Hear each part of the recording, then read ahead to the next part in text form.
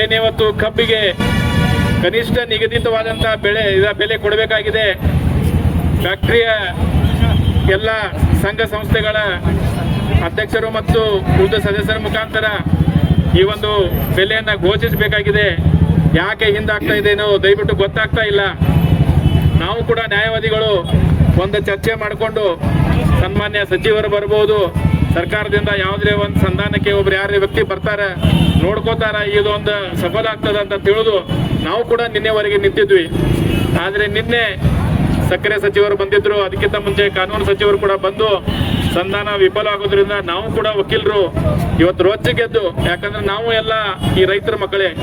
ನಾವು ಇವತ್ತು ಪ್ಯಾನ್ಷನ್ ಹಾಕೊಂಡೇವಿ, ಕೋರ್ಟ್ ಹಾಕೊಂಡೇವಿ ಅಂತಂದ್ರೆ ನಾವೇನು ಸಾಹೇಬಗಳಿಲ್ಲ. ನಾವು ಕೋರ್ಟ್ ಮುಗಿಸ್ಕೊಂಡು ನಾವು ಹೊಲಕ್ಕೆ ಹೋಗ್ತೀವಿ. ನಾವು ಕಬ್ಬು ಬೆಳೆಗಾರರದೇವಿ. ಇವರ ಸುಖ ದುಃಖ ಏನದೆ ಅನ್ನೋದು ನಮ್ಗೆ ಗೊತ್ತಿದೆ. ರೈತರು ಮಾತಾಡತಕ್ಕಂತ ಹೇಳಿದ್ರು ಎಂತ ಒಂದು ದಪ್ಪ ಚರ್ಮದಾರ ಅಂತ. ಅವ್ರ ದಪ್ಪ ಚರ್ಮದಾರ ಇರಲಿ ಯಾವ್ದು ಇರಲಿ, ರಕ್ತ ಹಿಂಡಾಕತ್ತಾರ ಯಾರ್ದಾರ ಇದ್ರೆ ಅದು ರೈತರದಂತ ನಾವು ಇವತ್ತು ಸಂದರ್ಭದಾಗ ಹೇಳ್ತೀವಿ. ಇವತ್ತಿನ ದಿವಸ ಕುರ್ಲಾಪುರದಲ್ಲಿ ನಡೀತಕ್ಕಂಥ ಏನೊಂದು ಕಾರ್ಯ ಇದೆ, ಅದಕ್ಕೆ ನಮ್ಮ ಸಂಘ ಸಂಪೂರ್ಣವಾದಂಥ ಬೆಂಬಲ.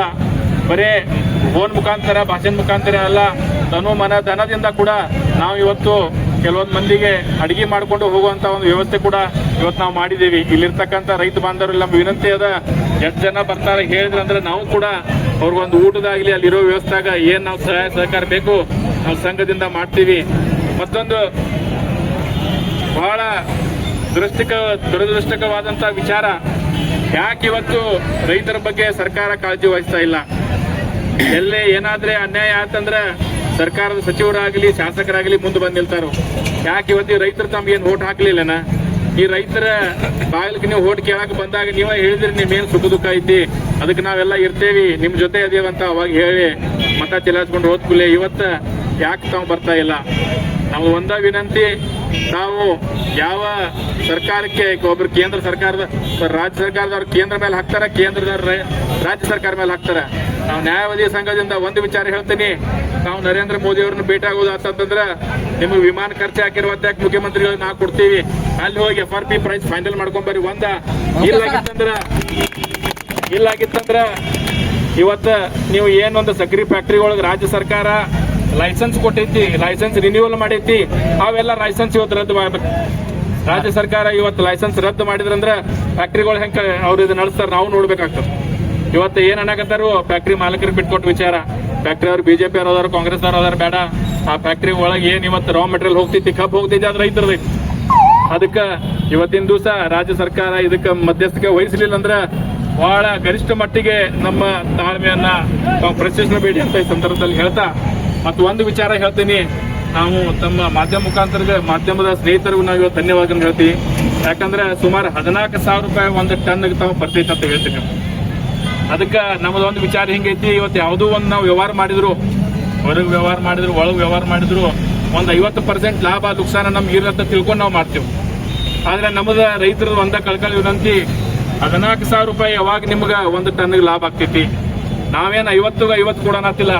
ನಾವು ವಕೀಲರ ಕಡೆ ಕೊಟ್ರಂದ್ರೆ ನಾವು ಹೇಳ್ತಿದ್ವು 10,000 ರೂಪಾಯಿ ನಾವು ತಗೋರಿ, 4,000 ರೂಪಾಯಿ ನೀವು ಇಟ್ಕೋರಿ. ಆದ್ರೆ ರೈತ ಬಾಂಧವ್ರು ಹಿಂಗ ಅದಾರಲ್ಲ, 10,000 ರೂಪಾಯಿ ಫ್ಯಾಕ್ಟ್ರಿ ಅವ್ರು ಇಟ್ಕೋರಿ, ಕನಿಷ್ಠ 4,000 ರೂಪಾಯಿ ಆದ್ರೆ ಬಿಲ್ ಕೊಡ್ರಿ 14,000 ಲಾಭದಾಗ. ಅದನ್ನು ಕೂಡ ಇವತ್ತು ಸಭೆ ಮಾಡಿ 3,500 ಕೂಡ ಹಾಕ್ತೀವಿ. ಇದು ನಮ್ಮ ಬೇಡಿಕೆ, ಯೋಗ್ಯವಾದಂಥ ಬೇಡಿಕೆ. ಇವತ್ತು ನಾವು ಕೂಡ ನ್ಯಾಯಾಂಗ ಇಲಾಖೆಗೆ, ನಮ್ಮ ಎಲ್ಲ ಸಂಘದವರಿಗೆ ಕೇಳಿಕೊಂಡು ಜಿಲ್ಲಾ ನ್ಯಾಯಾಲಯಕ್ಕೆ ಮತ್ತು ರಾಜ್ಯದ ಹೈಕೋರ್ಟ್ ನ್ಯಾಯಮೂರ್ತಿಗಳಿಗೆ ಮತ್ತು ರಾಜ್ಯ ವಕೀಲ ಪರಿಷತ್ತಿನ ಅಧ್ಯಕ್ಷರಿಗೆ ಇದೊಂದು ಗಮನವನ್ನು ಹರಿಸಕ್ಕೆ ಹೇಳಿದ್ದೀವಿ.